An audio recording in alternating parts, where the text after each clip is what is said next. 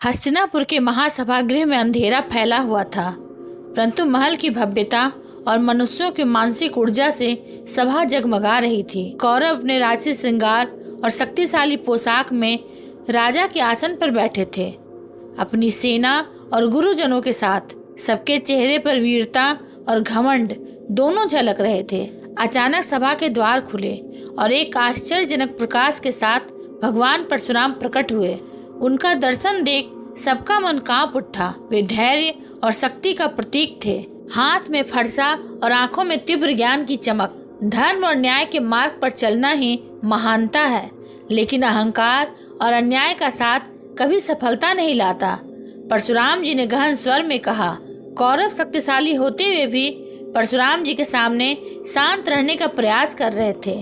तभी श्री कृष्ण, जो धर्म के रक्षक और ज्ञान के सागर थे, परशुराम जी के साथ आमने सामने खड़े हुए। उनकी आंखों में शांति थी, पर दृष्टि में तीव्रता और युद्ध का संकेत था। परशुराम जी, यह खेल धर्म और अधर्म का है।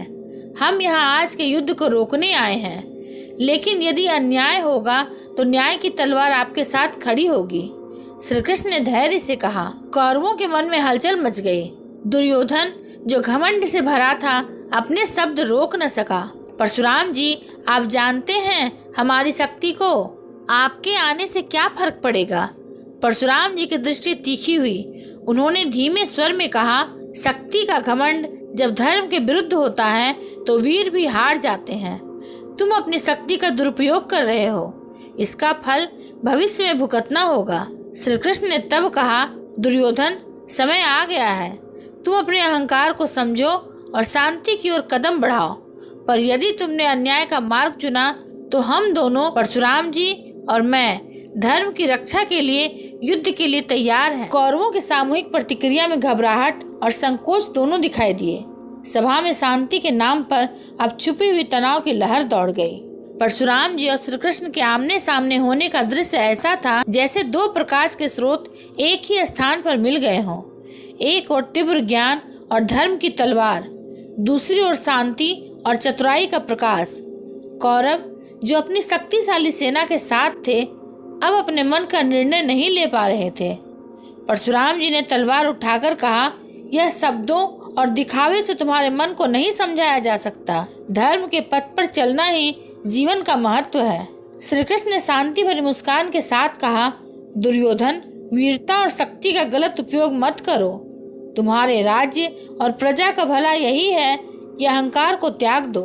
दुर्योधन की आंखें लाल हो गई और वह अपने स्थान से उठकर भड़क उठा। कृष्ण, तुम और परशुराम सिर्फ शब्दों से हमारा मन नहीं रोक सकते। तब परशुराम जी का फरसा प्रकाशित हुआ, जैसे धर्म का आगमन हुआ। श्री कृष्ण के मुख से आया, धर्म और न्याय की रक्षा हम दोनों करेंगे। तुम्हारे अन्याय का भविष्य केवल हानि ही लाएगा। कौरवों के चेहरे पर घबराहट छा गई। उन्होंने देखा कि दो अवतार, एक योद्धा और एक ज्ञान के प्रतीक, उनके सामने खड़े हैं।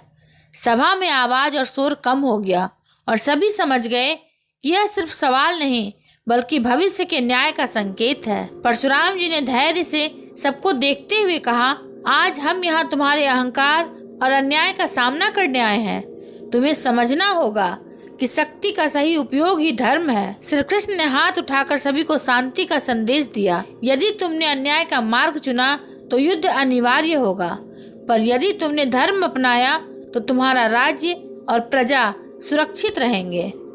कौरवों के मन में डर और संकोच दोनों घूमने लगे। वे शांत हो गए, लेकिन अपने घमंड से पूरी तरह मुक्त नहीं हुए। सभा का माहौल अब तनाव और संभावना का मिश्रण बन चुका था, जैसे युद्ध से पहले का शांत और गहरा समय। सभा में भारी मौन था। कौरवों के मन में डर और गुस्सा दोनों का मिश्रण उभर रहा था।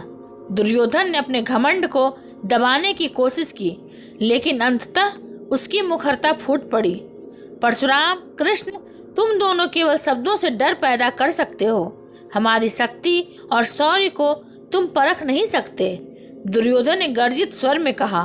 कौरवों की सेना, जो दूर से खड़ी थी, अपने राजा के शब्दों से उत्साहित हो गई।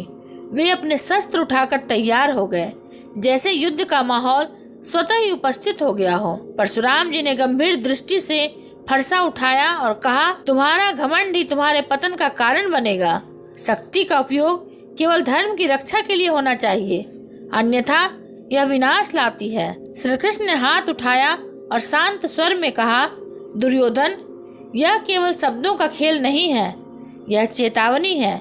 यदि तुमने अन्याय का मार्ग अपनाया तो परिणाम अनिवार्य है, लेकिन यदि तुमने धर्म का मार्ग चुना तो तुम्हारे राज्य और प्रजा सुरक्षित रहेंगे। दुर्योधन ने आंखें लाल कर दी और तेजी से कहा, पर हम शांति की शिक्षा नहीं लेना चाहते। हमारी शक्ति और विजय अपराजेय है। तब परशुराम जी ने तलवार चमकाई और सभा में प्रकाश फैल गया, जैसे न्याय और धर्म का प्रतीक आत्मा से बाहर निकल आया हो। श्री कृष्ण की दृष्टि भी गहन हो गई और वे अपने सुदर्शन चक्र को हाथ में लेकर तैयार हो गए। सभा में खामोशी छा गई। कौरवों को समझ आ गया कि वे केवल बाहरी शक्ति पर निर्भर नहीं रह सकते। उनके सामने दो दिव्य अवतार खड़े थे, एक तीव्र युद्ध में निपुण और दूसरा शांति और ज्ञान का प्रतीक। परशुराम जी ने गंभीर स्वर में कहा, युद्ध अब केवल संभावना नहीं, अनिवार्यता बन चुका है। यदि तुमने अहंकार और अन्याय का मार्ग छोड़ा तो तुम बच सकते हो, अन्यथा धर्म की तलवार तुम्हें काटेगी। श्री कृष्ण ने जोड़ते हुए कहा, कौरवों, यह समय निर्णय का है। तुम्हारे भीतर की वीरता का असली मूल्य तभी दिखेगा जब तुम धर्म के मार्ग को अपनाओगे, अन्यथा इतिहास तुम्हारे खिलाफ गवाही देगा। सभा के माहौल में अब स्पष्ट रूप से भय और सतर्कता दिखाई देने लगी। कौरव अपने घमंड और शक्ति के बावजूद समझ गए कि वे दो दिव्य शक्ति और ज्ञान के सामने अकेले हैं। कौरवों की सभा में जब धर्म से विमुख कौरव अपने गर्व और मोह में डूबे बैठे थे, तब परशुराम जी ने गंभीर स्वर में कहा, दुर्योधन, गर्व और अधर्म का अंत सदा विनाश में होता है। मैं तुम्हें एक कथा सुनाता हूँ ताकि तुम समझो कि जिसने धर्म छोड़ा उसे अंत में क्या प्राप्त हुआ। सभा शांत हो गई। श्री कृष्ण मुस्कुराकर बोले, बोलिए परशुराम जी, आज धर्म का संदेश इस सभा में गूंजने दीजिए। परशुराम जी ने कहना आरंभ किया, बहुत समय पहले सौराष्ट्र नाम का एक राजा हुआ। वह बलवान था, पर धीरे धीरे अपने वैभव के अहंकार में डूब गया। उसे लगा कि पूजा पाठ, यज्ञ, ब्राह्मणों को दान देना सब व्यर्थ है। उसने अपने राज्य में आदेश दिया कि कोई देवता की पूजा न करे, कोई ब्राह्मणों को दक्षिणा न दे। धीरे धीरे उसके राज्य में धर्म लुप्त हो गया और अज्ञान ने सब पर पर्दा डाल दिया। एक दिन वह राजा शिकार पर निकला। जंगल में उसने एक साधु को देखा जो शिष्यों को कथा सुना रहा था। साधु कह रहा था कि जो मनुष्य चित्रगुप्त जी का स्मरण करता है, उनकी कथा सुनता है, वह अपने पापों से मुक्त होकर स्वर्ग को प्राप्त करता है। राजा के भीतर कुछ पिघल गया। वह घोड़े से उतरा और साधु के चरणों में गिर पड़ा। महाराज, मैंने धर्म का अपमान किया है। वह बोला, मुझे प्रायश्चित का मार्ग बताइए। साधु ने कहा, धर्म लौटाना ही सबसे बड़ा प्रायश्चित है। राजा ने वहीं से अपने सैनिकों को संदेश भेजा, आज से मेरे राज्य में फिर से पूजा होगी, ब्राह्मणों को दान मिलेगा और धर्म की ज्योति पुनः जलेगी। राजा ने चित्रगुप्त जी की आराधना की, दान दिया और विनम्रता से सबको धर्म पालन का उपदेश दिया। समय बीतता गया और जब उसकी मृत्यु हुई, यमदूत उसे ले जाने पहुंचे, पर तभी स्वर्ग में चित्रगुप्त जी प्रकट हुए। उन्होंने कहा, राजा सौराष्ट्र ने अंत समय में धर्म को पुनः स्थापित किया, मेरे नाम की कथा सुनी और प्रायश्चित किया, उसके पाप मिट गए हैं, इसे स्वर्ग लोक में स्थान दो। यमदूतों ने उसे प्रणाम किया और स्वर्ग ले गए। परशुराम जी ने सभा की ओर देखा और बोले, कौरवों, यह कथा इसलिए सुनाई ताकि तुम समझो, जब तक पश्चाताप का भाव जीवित है तब तक मुक्ति संभव है, पर यदि अहंकार बना रहा तो महाभारत निश्चित है। सभा में निस्तब्धता छा गई। श्री कृष्ण ने कहा, जो धर्म को छोड़ता है वह विनाश को बुलाता है और जो धर्म को अपनाता है उसे स्वर्ग स्वयं बुला लेता है। सभा के माहौल में अब स्पष्ट रूप से भय और सतर्कता दिखाई देने लगी। कौरव अपने घमंड और शक्ति के बावजूद समझ गए कि वे दो दिव्य शक्ति और ज्ञान के सामने अकेले हैं।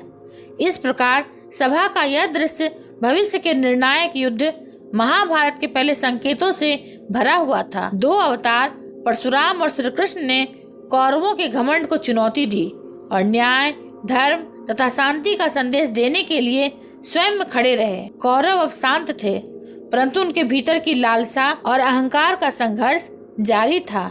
यह सभा केवल पूर्वाभास थी उस महान युद्ध की जो भविष्य में कुरुक्षेत्र की भूमि पर लड़े जाने वाले थे।